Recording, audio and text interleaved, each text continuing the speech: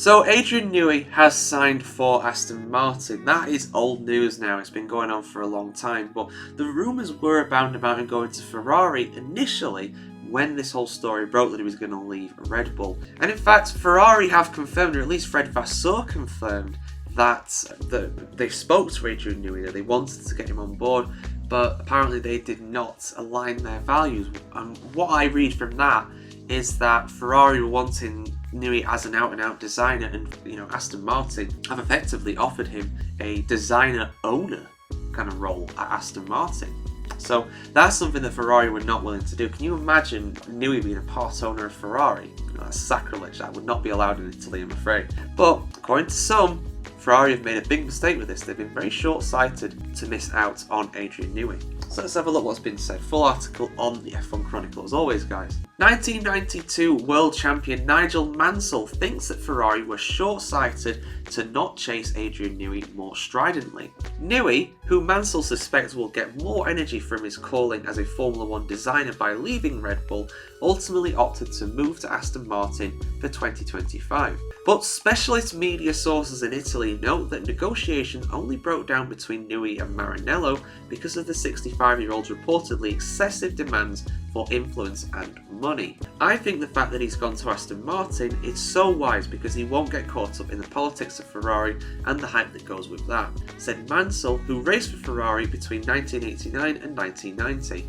and he was speaking to top offshore sportsbooks. I think Ferrari should be licking their wounds a little because they should have got him. But all credit to Aston Martin, said the 71-year-old. Wow, 71 years old. Of course, he was like 40 when he was in the championship. That was over 30 years ago, so adds up. However, Mansell said that he was not surprised that Newey was also not more tempted to link up with the Maranello-based team, especially with Lewis Hamilton joining from 25. No, not really, he said.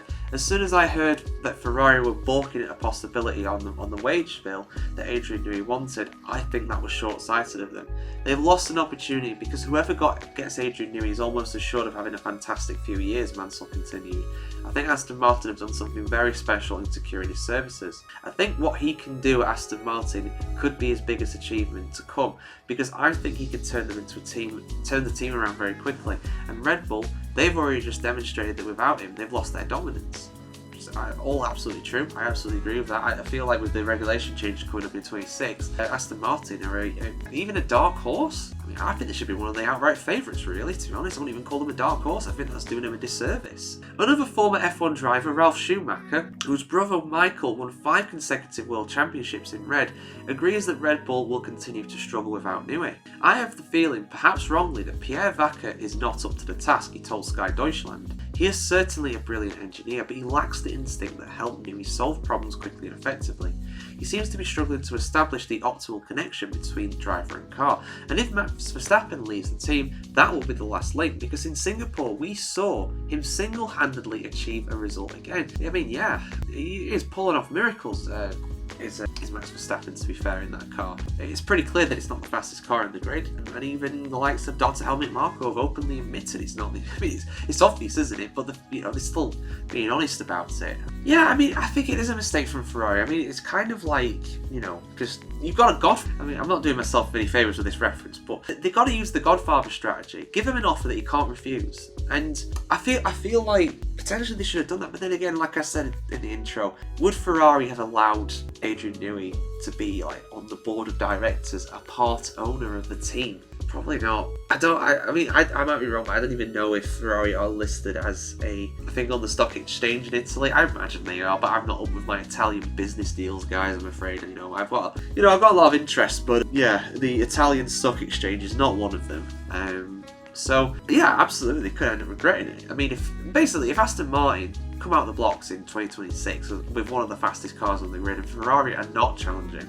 because at the end of the day, Newey might well win championships with Aston Martin, but Ferrari might win championships as well. Why not? They've got one of the fastest cars on the grid right now. Charles Leclerc and Sir Lewis Hamilton is arguably the best driver pairing on the grid in 25, and they're going to have him for 26 as well, maybe even longer. So what are your thoughts? Let us know your thoughts in the comments below on this, guys. I feel like they could end up regretting it for sure, but I think Ferrari still have the tools to succeed. Red Bull, on the other hand, they're kind of fighting with two hands tied behind the back at this point, really. It's not really going well. But let us know your thoughts in the comments below. Of course, stay tuned to the F1Chronicle.com to see much more Formula 1 content, opinions, news pieces, just like this.